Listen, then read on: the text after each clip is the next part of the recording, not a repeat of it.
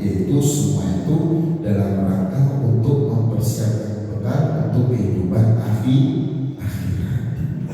Dimana kalau kita mencari nafkah, mencari rezeki Allah Subhanahu wa Ta'ala dengan cara-cara yang sesuai Allah dan Rasul tentukan, ya, maka di situ sudah pasti menjadi pergerakan aktivitas yang bernilai ibadah. Ketika aktivitas yang kita lakukan bernilai ibadah, maka di situ sudah jelas itu berarti menjadi bekal kita untuk kehidupan setelah kematian, yaitu alam akhirat. Karena sejatinya itulah pesan Rasulullah bagi kita yang cerdas. Bagi kita yang cerdas, tentu kita harus banyak persiapkan diri untuk bekal kita menuju alam akhirat. Al-Qaisu man da'a nafsahu wa amila lima ba'dal maut. Gitu ya, ayat pertama. Jadi orang yang cerdas itu orang yang menundukkan hawa nafsunya dan beramal untuk kehidupan setelah kematian. Itulah orang yang cerdas. Maka kalau semua ditanya, wahai Rasulullah, ayyul mu'minin afdal, siapa mereka atau orang-orang mukmin yang paling utama? Rasul menjawab, ahsun khuluqan, yang paling baik akhlaknya. Baik mukminin akyas, dan siapakah orang mukmin yang paling cerdas? Siapakah orang mukmin yang paling cerdas? Begitu pertanyaan kepada Rasulullah. Rasul menjawab, aktsaruhum lil mauti dzikra, yang paling banyak mengingat kematian. Wa asaddu lima ba'dahu, dan yang paling baik untuk mempersiapkan bekal untuk setelah kematian. Faulaika aqyasu, mereka itulah orang-orang yang cerdas. Kalau seandainya kita mau kasih akal, terus kemudian kita pakai akal itu untuk mengarungi bumi dan seterusnya, dan itu sudah diperintahkan oleh Allah, ya. Dengan kemudian kita melalaikan apa yang sudah menjadi kewajiban kita kepada Allah Subhanahu wa Ta'ala, oke, segala akademisi kita boleh bilang cerdas. Namun ketika kecerdasan kita tidak dalam rangka taat kepada Allah, kita belum dikatakan orang cerdas menurut Rasulullah SAW.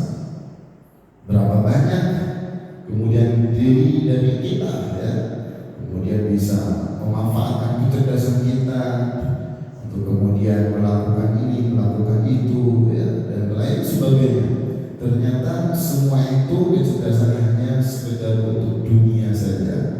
Apalagi kecerdasan dipakai untuk menipu, korupsi, dan lain sebagainya. Ternyata menurut Rasul bukan itulah orang yang cerdas. Tapi orang cerdas yaitu menggunakan segala potensi yang ada dalam dirinya, baik dia berpotensi dalam menggerakkan tangan, kaki, dan seterusnya.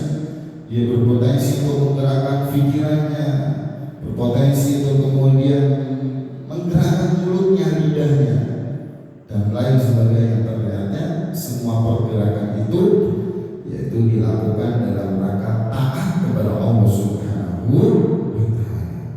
Dikasih akal, tapi ternyata luar biasa. Akalnya selalu berpikir bagaimana kehidupan nanti setelah kematian. Bagaimana perjalanan hidup ketika nanti sudah selesai masa hidup di dunia ini, bagaimana kehidupan setelah itu. Maka betul dikatakan belum betul-betul cerdas ketika di dunia Allah kasih semuanya, bisa melakukan ini, melakukan itu, namun ternyata semua itu tidak ada hal yang kemudian bisa kita bawa untuk alam akhirat. Sudah sibuk seperti halnya anak-anak dalam menuntut ilmu pagi, siang, sore, malam, gitu. Termasuk kita aktivitas apapun di tempat kerja, ya, dimanapun kita berada, bahkan sampai mengorbankan tenaga, pikiran, fisik dan lain sebagainya, pagi, siang, sore, malam, sudah kita keluarkan daya dan upayanya untuk mencari apa yang kita cari, yaitu harta misalnya. Tapi ternyata sudah kita korbankan daya pikiran kita sampai tetesan darah terakhir misalnya dengan perasaan bagi Tuhan, dan itu butuh pengorbanan luar biasa. Tapi ternyata semua itu hanya sebatas kita nikmati di dunia saja. Ketika kita mati kembali ke akhirat, ternyata semua itu tidak kita bawa. Sudah capek di dunia, di akhirat tidak mendapatkan nikmat dari apa yang kita usahakan selama di dunia. Maka sayang sekali. Maka berusaha untuk menjadi orang yang cerdas. Dikasih apapun itu, baik bisa melakukan ini, melakukan itu, bagaimana menjadikan semua itu sebagai bekal untuk kehidupan di alam akhirat. Dan itu luar biasa. Maka harus betul-betul berusaha untuk menjadi orang cerdas. Ini betul-betul kita saling ingatkan terus melalui kitab ini, bagaimana sih kita untuk bisa menjadi manusia yang cerdas.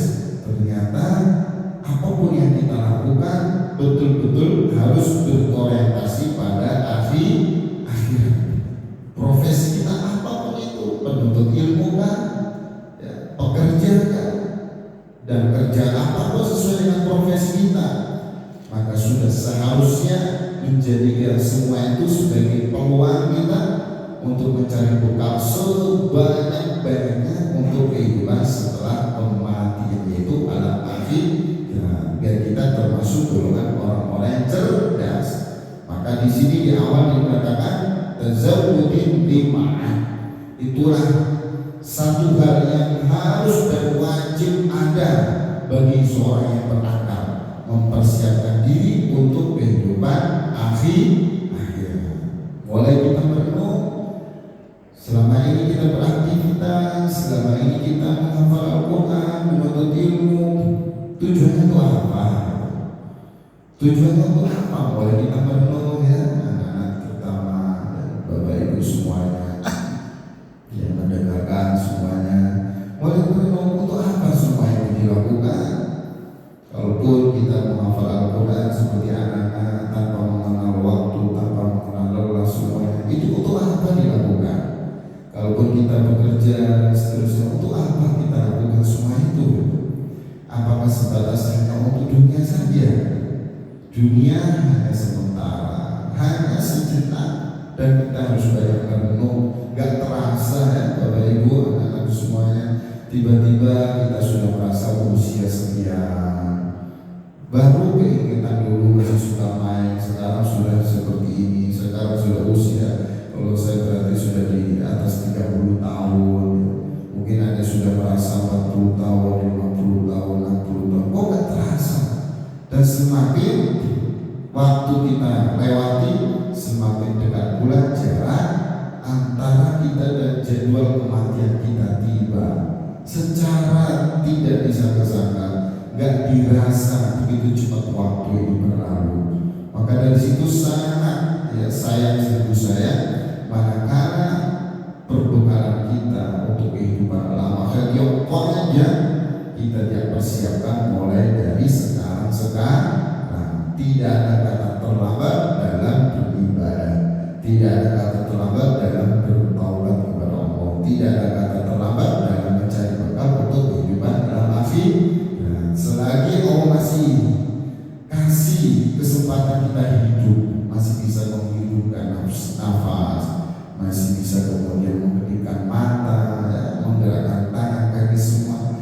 Artinya Allah masih beri kesempatan untuk hidup, untuk mencari bekal untuk kehidupan akhirat. Allah kasih tangan, untuk apa tangan ini kemudian untuk menjadi bekal kita di akhirat. Allah kasih mata untuk apa ya?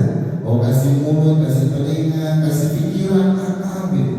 Kasih semua anggota tubuh ini gitu. Untuk apa? Maka betul-betul bagaimana caranya untuk menjadikan seluruh anggota tubuh ini dalam rangka taat kepada Allah Subhanahu wa ta'ala. Yang terakhir, wa talabil dari halal. Maka ini suatu kewajiban bagi kita untuk mencari kenikmatan, kelezatan dengan cara yang halal. bihalal dengan halal, fa inna kasbal halali wajibun. Maka sesungguhnya mencari halal itu adalah wajib. Kewajiban ini bukan hanya untuk kita sebagai seorang mukmin, tapi bagi para rasul sudah menjadi suatu ketentuan untuk mencari atau memakan yang namanya rezeki dari orang yang halal dan bagus ya. Makanya dalam Al-Quran itu ya ayyuhar rusulu kulu minat thayyibati wa'malu sholihan.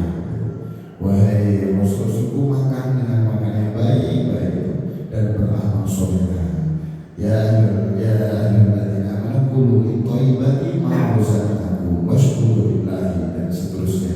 Wahai orang-orang yang beriman, makanlah dari minat thayyibati, kulu minat thayyibati, ya ayyuhalladzina amanu kulu min thayyibati ma razaqnakum, makanlah dari yang baik-baik ya, mimma razaqnakum, dari sebagian apa yang diberikan, yaitu berupa rezeki dari Allah Subhanahu wa Ta'ala.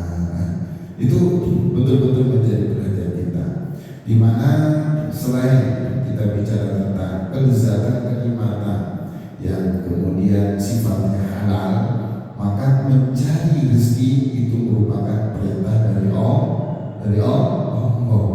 Fa idza qudiyatis sholatu fantashiru fil ardi wabtaghu min fadlillah wadhkuruhu katsiran la'allakum tuflihun. Maka ketika sudah dilaksanakan sholat, wabtaghu min fadlillah, carilah dari karunia Allah. Itu merupakan perintah, dan ingat-ingatlah kepada Allah, wadhkuruhu katsiran, sebanyak-banyaknya. Jadi ketika kita kemudian bergerak untuk menjemput rizkinya Allah, baru bergerak saja ya, itu pun sudah merupakan ketaatan kepada Allah. Karena itu menjadi bekal kita hidup di dunia. Ketika kita laksanakan itu perintah, maka itu merupakan ibadah pada Allah Subhanahu wa Ta'ala. Walaqad makkannakum fil ardi wa ja'alna lakum fiha ma'ish qalilan ma tashkurun.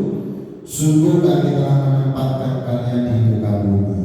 Wa ja'alna lakum fiha ma'ish, dan kami jadikan bumi itu sebagai sumber kehidupan.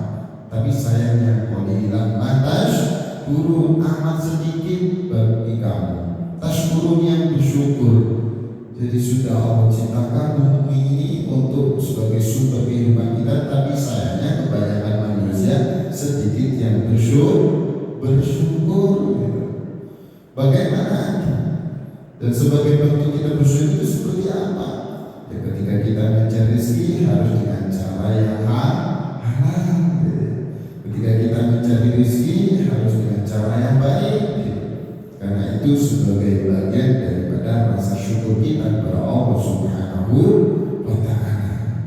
Dan ketika Allah sudah ciptakan bumi ini sebagai bagian daripada yang harus kita makmurkan, wastama'ubun, harus kita makmurkan bumi ini, maka di situ ketika kita laksanakan dengan baik, rezeki sudah dijamin oleh Allah, dan juga tentu menjadi sebagai bagian daripada ibadah kepada Allah Subhanahu wa Ta'ala.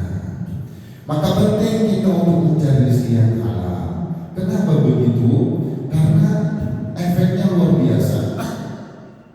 Ketika kita mencari rezeki yang halal dan kita kemudian bisa laksanakan itu, karena nanti di akhirat salah satu yang ditanya oleh Allah tentang bagaimana kita mencari rezeki dan bagaimana kita untuk bisa mentasawufkan, membelajarkan rezeki yang sudah diberikan oleh Allah, tidak bergeser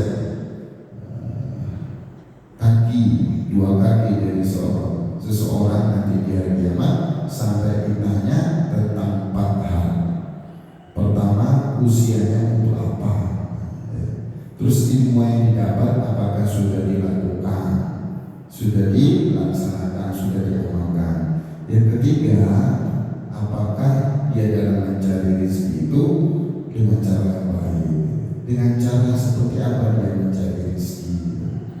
Terus kemudian setelah sudah dapat rezeki, ditanya, untuk apa rezeki dibelanjakan? Ditanya semua. Dan yang keempat, untuk apa tubuh ini dilakukan dalam ketaatan kan? Untuk bergerak dalam ketaatan kepada Allah, semua itu akan kita ditanya. Maka salah satu pertanyaannya, bagaimana cara dalam mendapatkan rezeki? Ketika dilakukan dengan cara yang baik dan halal, maka itulah sudah menjadi satu kewajiban bagi kita.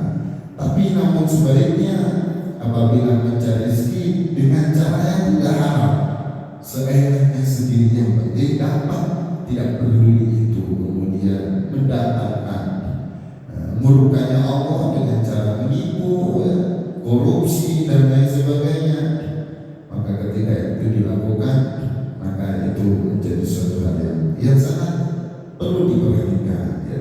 Karena itu akan ditanya oleh Allah. Ketika ditanya, kita jawab sesuai realita. Ketika mendapatkan rezeki dengan cara yang halal, mentasarufkannya, membelanjakan dengan cara yang bermanfaat, dengan ya tentu dalam ketaatan kepada Allah, maka itulah menjadi bekal kita nanti di alam akhirat. Dan itu yang akan betul-betul kita rasakan nikmatnya yang sejati. Hakikat kenikmatan yang akan kita rasakan dari apa yang kita perjuangkan selama di dunia, hakikatnya nanti di alam akhirat. Kenapa begitu? Karena di dunia ini tempat kita untuk berjuang, tempat kita untuk bergerak, tempat kita untuk taat kepada Allah, gitu ya. Dan ketika kita kemudian bisa dapatkan rezeki yang halal, itu akan mendatangkan keberkahan besar dari Allah Subhanahu wa Ta'ala, termasuk keberkahan yang akan dirasakan oleh anak kita. Berkah kita menjadi rezeki yang halal, selain diri kita dikasih berkah oleh Allah, selain keluarga kita dikasih berkah oleh Allah, anak-anak kita, anak cucu kita pun betul-betul akan dikasih dengan keberkahan. Bagaimana seorang Imam Syafi'i yang memiliki ayah namanya Idris. Dulu ketika sosok Idris ya merupakan ayah dari Imam Syafi'i di waktu mudanya, begitu luar biasa menjaga dari makanan yang haram, mencari bagaimana cara dimakan betul-betul halal.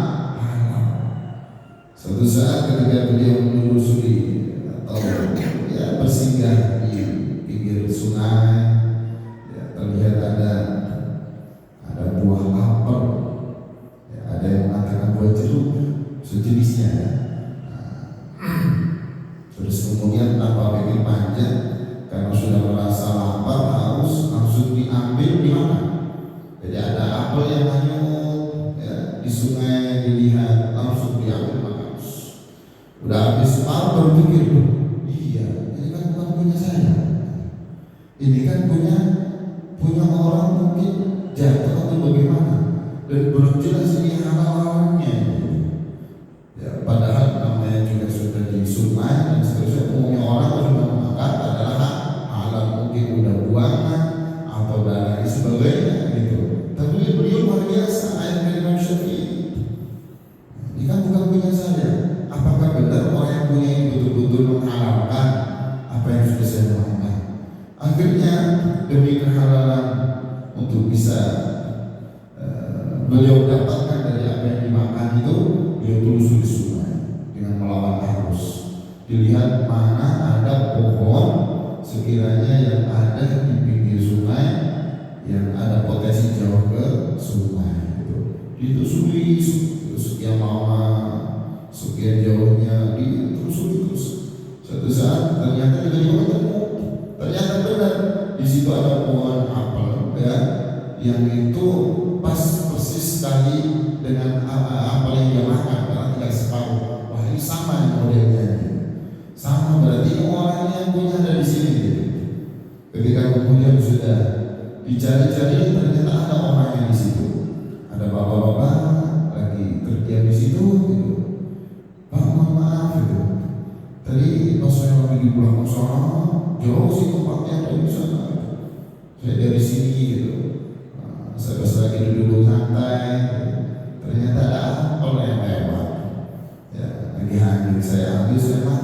separuh. Nah, ini saya pastikan ini apa dari sini nih Pak? Apakah Bapak menghalalkan apa yang saya makan?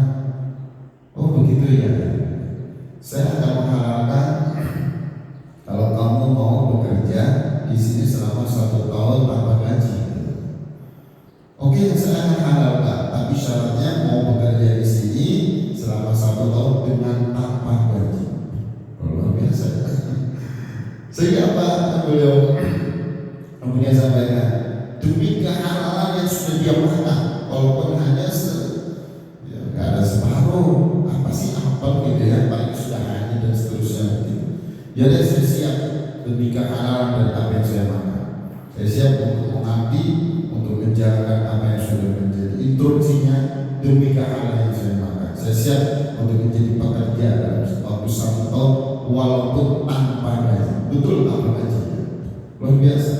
Singkat cerita, ketika sudah menjalankan 1 tahun, Pak, ini sudah 1 tahun ya, maka sudah bebas. Betul kan Bapak menghalalkan apa yang sudah saya makan kan? Oh belum, itu baru 1 syarat. Masih ada 1 syarat lagi. Masih ada 1 syarat lagi. Saya akan menghalalkan itu jika engkau mau menikahi anakku. Menikahi anakku, betul kan? Ya, boleh. Kebetulan saya belum nikah, kata beliau. Bahasa sederhananya. Tapi anakku buta, wah boleh berpikir. Tapi anakku tuli, tapi anakku bisu. Kalau kamu ingin apa yang kau makan itu betul-betul dapatkan halalannya, karena ada nito, karena sudah saya halalkan, maka syarat yang kedua harus mau menikah dengan anakku, putriku. Tapi itu tadi, mohon maaf, putriku buta, tuli, bisu. Tapi karena Idris merupakan ayah Imam Syafi'i luar biasa, betul-betul menjaga dari barang haram yang begitu luar biasa, sehingga beliau siap. Ya sudah, saya siap demi kehalalan apa yang sudah saya makan. Saya siap menerima resikonya untuk menikahi putri Bapak, walaupun putri Bapak katanya bisu, katanya tuli, katanya buta. Kira-kira bisa begitu? Amin. Oh ini makanya Pak, apa separuh, mungkin tidak ada separuh itu. Tapi luar biasa, begitu sudah ya, diberlangsungkan akad nikah dan seterusnya. Nah, setelah itu baru dipertemukan dengan putri yang katanya bisu, tuli, buta. Begitu masuk kamar, ternyata ketika sudah dibuka, kaget yang namanya Idris. Kaget, betul-betul kaget. Loh, langsung datang ke MK. Kata Bapak putrinya tuli, ya, bisu, buta. Dan itu harus ditanya kepada beliau.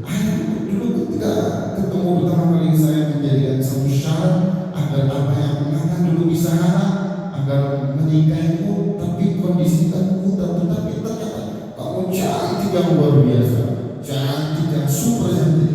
Matanya, saya bisa bayangin ya, itu Bapak ya, luar biasa. Telinganya putus mana? Ya betul, aku tuli itu kupingku, telingaku tidak pernah aku pergunakan mendengarkan lagu-lagu atau mendengar suara-suara yang mengandung maksiat. Mataku buta, kata ayahku, karena mataku gak pernah aku lihat hal-hal yang buruk, gak pernah aku pakai untuk melihat kemaksiatan. Mulutku, kata ayahku, adalah bisu, karena mulutku gak pernah aku pakai dengan mengeluarkan suara-suara kata-kata yang mengandung maksiat. Gak pernah menggibah, gak pernah ngatain orang, menghina orang, semua terjaga. Dan itu betul memang aku usahakan itu selalu terjaga. Ternyata luar biasa ketika berlangsung dan lahirlah seorang anak namanya Imam Syafi'i. Imam Syafi'i merupakan salah satu imam madhab yang masyhur di dunia ini. Jadi Imam Syafi'i dilahirkan dari orang tua yang betul-betul menjaga dengan ekstra yang super luar biasa masalah kehalalan dalam rezeki. Ketika rezeki halal dapat, berkah tidak hanya untuk diri sendiri, tapi kepada anak dan seterusnya. Itu luar biasa. Ya, kata Rasulullah SAW, Innahu thayyibun la yaqbalu illa thayyiban.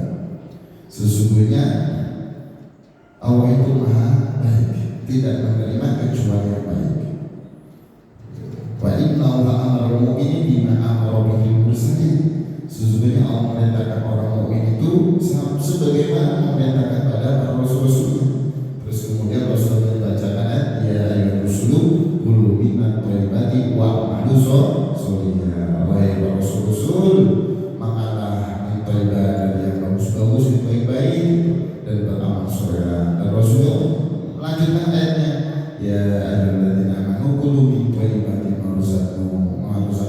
Wahai orang beriman, makanlah kulu min thayyibah dari yang baik-baik, dari apa yang sudah diberikan rezeki dari Allah Subhanahu wa ta'ala. Tsumma dzakara ar-rajulu yudilu safar ash'atha adbar yamuddu yadayhi as-sama ya rabbi wa mashrabuhu haramun, ya. Kemudian wa malbasuhu haramun wa makruhu haramun wa wudiya bil harami fa anna yustajabu lahu. Kemudian setelah bacaan itu Rasulullah menceritakan ada seorang laki-laki, ya, terlihat yudilu safar, setelah bepergian, terlihat rambutnya sudah mulai kusut, ya, asy'atha akbar, berdebu, terlihat habis berjalan jauh. Ya, orang bepergian kan doanya mustajabah. Tapi sayang, walaupun memang doanya ya Rabbi, terus kita sama ya Rabbi, wal malbasuhu haramun, ya, wa mashrabuhu haramun. Yang dia minum adalah haram, gitu. Yang dia pakai baju semua itu dari barang haram. Yang dia makan haram, dia bil harami, dan dia dipenuhi kebutuhannya, ya, semua itu bil harami, dengan cara haram. Maka kalau semua dari haram, maka yustajabu lahu, kata Rasulullah. Bagaimana mau dijawab doanya? Jadi ketika kita ingin doa yang dijabah, maka harus kita jaga apa yang kita makan, gitu. Apa yang kita makan, apakah betul-betul sudah ini terjaga dari hal yang haram, gitu, ya. Jadi ini penting anak-anak semuanya, termasuk masalah musuh, barangkali ada musuh sandal, ya, pakai seragam tapi nggak pinjam barangkali, gitu, ya. Dan lain-lain sebagainya, salah satu contoh. Maka harus betul dihati-hati ketika kita ingin doa kita coba dikabulkan oleh Allah, maka harus betul-betul kita perhatikan masalah kehalalan, gitu, ya.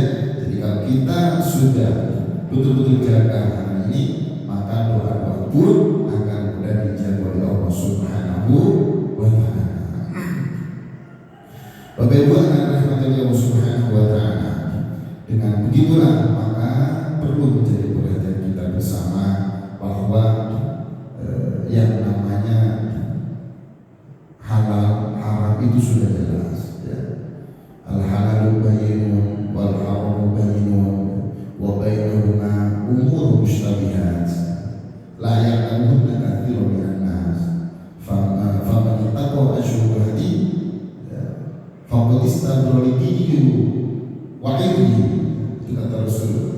Wa man waqa fi subati wa waqa fil harami karra'i yar'ahu hima yushiku ayyal ta'fihi ala wa inna li kulli malikin hima ala wa inna hima wa maharimu ala wa inna fi jasad kullu idha sholah jasad kullu wa idha fasad jasad kullu ala wa hiyal qalbu. Itu betul hadisnya.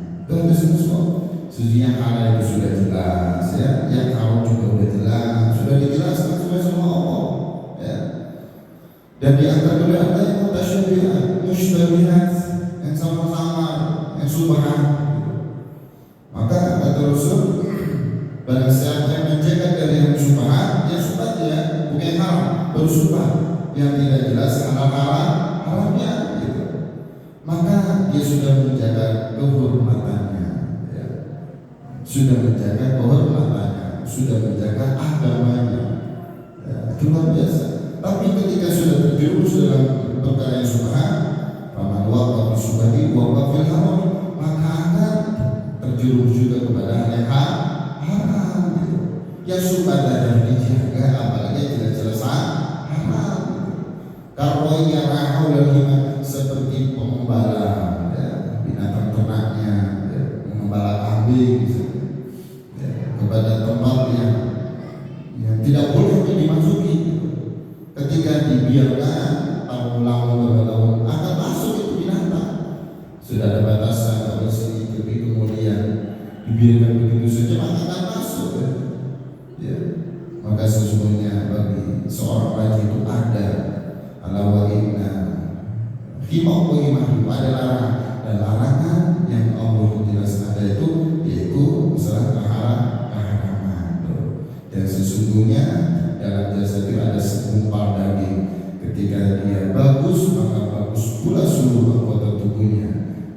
Ketika dia rusak, baik fil jasadi ya, maka ketika dia rusak fil jasadi kullu, in sholat jasad kullu, wa idza fasada jasad kullu. Ketika dia rusak, maka rusak pula anggota tubuhnya. Ala wahyal qalb, ingat dia adalah hati, gitu ya. Jadi betul-betul karena sudah dijelaskan masalah haram ya di dalam Al-Quran banyak sekali, tinggal kita pada intinya saja ya. Intinya bagaimana kita menjaga halal haram yang subhan harus hati-hati, apalagi yang haram ya. Dengan kita bisa menjaga rizki Allah ya, untuk betul-betul kita pastikan halalnya, maka selain doa-doa kita pun akan mudah dijaga oleh Allah. Keberkahan itu ya tentunya sudah menjadi anugerah dari Allah, khususnya untuk keluarga kita, khususnya untuk ilmu, terutama bagi anak-anak yang menghafal Al-Quran ya. Menuntut ilmu harus betul-betul dijaga dari hal yang gak baik, biar hal yang haram gitu ya, agar ilmu yang betul-betul dicari, ilmu yang kemudian gali terus, biar akan kasih mudah oleh Allah untuk masuk ke dalam pikiran, dalam hati, untuk bisa menghafal Al-Quran dikasih mudah, dikasih cepat hafal, dan tidak mudah lupa gitu. Walaupun susah menghafal, tapi ternyata dapat keberkahannya dengan kita menjaga apa yang sudah kita nikmati ini betul-betul halal gitu ya. Jadi begitu untuk ayat itu, Bapak Ibu dan anak-anak Allah Subhanahu wa Ta'ala. Pada intinya ya, 3 perkara yang wajib bagi kita, bagi orang yang berakal, maka persiapan kita untuk alam akhirat. Yang kedua yaitu semangatnya kita dalam mencari nafkah, mencari rezeki. Yang ketiga juga mencari rezeki yang halal. Jadi rezeki tidak hanya sebatas kita diperintah untuk cari rezeki saja, tidak, tapi ada cari rezeki yang halal, ada cari rezeki yang kemudian masuk kategori halal. Maka yang perintah di sini tolak berbeda di halal dengan cara yang halal. Mungkin itu